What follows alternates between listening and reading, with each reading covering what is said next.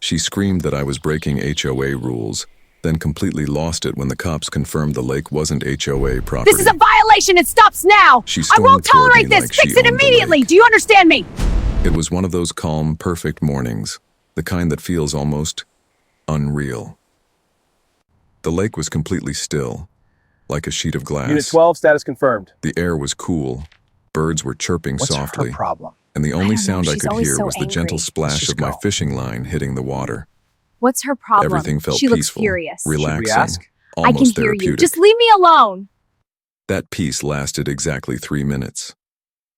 I was standing by the lake near my property, fishing quietly and minding my own business, when I suddenly heard fast, heavy footsteps behind me. Not casual footsteps, not friendly ones. These were sharp and aggressive, like someone marching into an argument they'd already decided they were going to win. Then came the voice. "Excuse me, you can't be here." The tone alone made my shoulders tense. I slowly turned around and immediately saw her, a middle-aged woman wearing oversized sunglasses, arms crossed tightly against her chest, lips pursed in pure disapproval. She was already shaking her head like she'd caught me red-handed committing some serious crime. You know the type. The confident posture, the judgmental stare, that unmistakable HOA authority energy. She didn't even wait for a response before launching straight into her speech. "This lake is part of our HOA community," she said sharply. "You are trespassing, and I'm going to need you to leave right now." No greeting, no question, just a demand. I stayed calm and pointed toward my house, visible just beyond the trees. "I actually live right over there," I said. "And this lake isn't part of your HOA." For a split second, she froze. Then her face changed completely. Her lips tightened, her jaw clenched, and her voice got noticeably louder. Loud enough to make sure anyone nearby could hear. "Oh, I've lived here for 10 years, she snapped. "I know exactly This is a what I'm violation! talking It about." stops now! She stepped I won't closer and tolerate pointed this! Fix it dramatically toward immediately! the Do you water, understand me? like a prosecutor delivering their closing argument in court.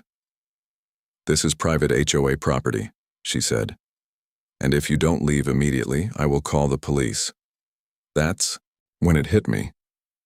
This wasn't about safety. This wasn't about rules or property lines. This was about control.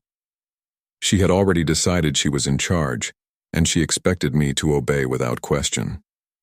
And the more calm I stayed, the angrier she seemed to get. I politely told her I wasn't leaving and that she was welcome to call whoever she felt necessary. That's when a slow, smug smile crept across her face. She pulled out her phone like she'd been waiting for this moment all morning and said the words she clearly loved saying, "Fine. I'll let the cops explain it to you."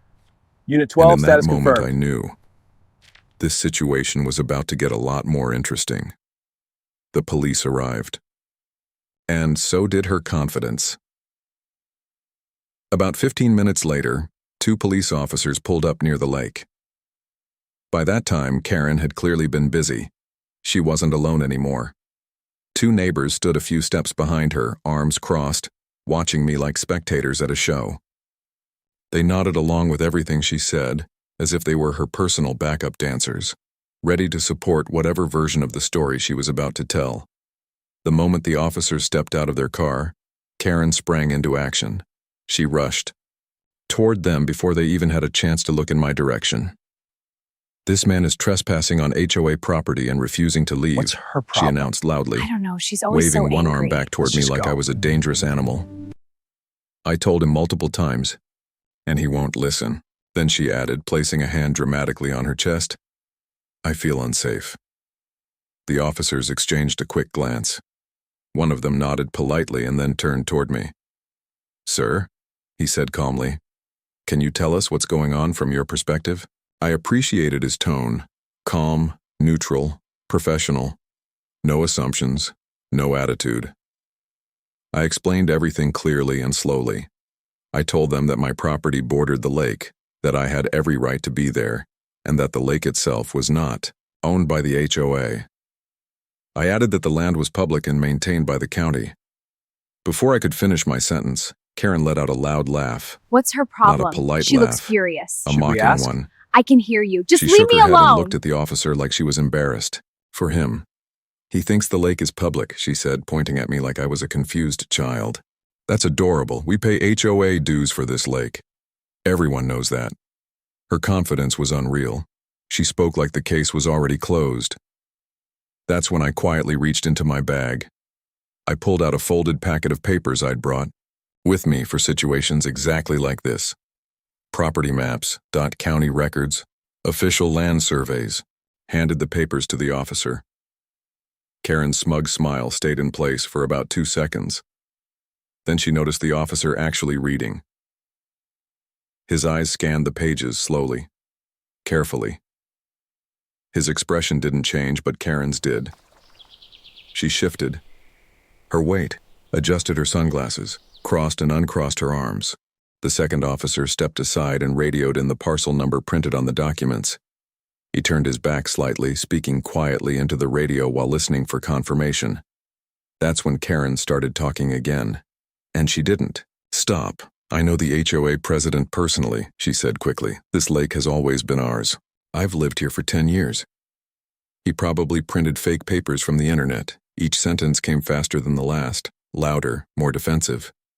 One of the neighbors behind her nodded aggressively, like that would somehow help. The officer with the papers continued reading, completely unfazed. Then the radio crackled. The officer who had stepped away straightened up. Karen fell silent mid-sentence. All eyes turned toward him, and in that exact moment, I knew the story she'd been so confident about was about to completely fall apart. She completely lost it when the truth came out. The officer looked up from the papers, cleared his throat, and spoke in a calm, steady voice. Ma'am, according to county records, this lake is not owned by your HOA. It's public land. For a moment, the world froze. No birds, no wind, no Karen, just silence. Karen blinked slowly like her brain was buffering. No, she said, shaking her head. That's not possible. Her voice wasn't loud anymore. It was thin, uncertain. The officer didn't argue. He simply continued, pointing to the map This in is his a hand. violation. It stops now. The I won't HOA tolerate boundary this. ends Fix it approximately immediately. 50 Do you feet understand back, me? He explained. This lake is outside your jurisdiction. That's when her face changed. The color drained from her cheeks, then rushed right back in, turning her bright red. Her jaw tightened so hard I thought her teeth might crack. So you're saying? She snapped, her voice suddenly sharp again. That anyone can just come here? The officer nodded. Yes, ma'am. That single word hit her harder than anything else that had been said all morning, and that's when she completely lost it. This is ridiculous, she shouted, throwing her hands into the air. I pay hundreds of dollars in HOA fees. This man shouldn't be allowed here. She pointed at me like I was the villain in some low-budget courtroom drama. I shouldn't have to deal with strangers on my lake. One of the neighbors behind her took Unit a slow 12, step status back, confirmed. suddenly very interested in the ground. The officer remained calm, but his tone firmed up just enough to signal the conversation was ending. Ma'am, he said, calling the police over. A non-issue like this could be considered misuse of emergency services. That was the final blow. Karen's mouth opened, then closed. She looked around, clearly searching for someone, anyone, to back her up. No one did. She scoffed, yanked her phone out of her pocket, and muttered something under her breath that definitely wasn't family-friendly. Without another word, she spun around and marched away, her sandals slapping angrily against the pavement. No apology, no acknowledgement. No eye contact, just pure, unfiltered rage. What's her The two neighbors problem? followed her a few don't know, seconds she's later, always so suddenly angry. very Let's quiet, just go. like they'd just realized they'd bet on the wrong horse. The officer handed my papers back to me and gave a small, apologetic smile. Sorry you had to deal with that, he said. You were completely within your rights. I thanked them, and after a brief nod, both officers headed back to their patrol car and drove off. Just like that, it was over. The lake returned to silence. The water rippled gently near the shore. A bird landed on a nearby branch. The breeze picked back up like nothing had ever happened. I took a deep breath, picked up my fishing rod, and cast my line back into the water. I smiled. Because there's something incredibly satisfying about standing your ground, especially when someone What's her problem? is She so looks loud, furious. Should so we ask? confident, I can hear and you. so Just leave me wrong. alone. And somewhere in the distance, I imagined Karen explaining to the HOA board how she almost had the lake taken away.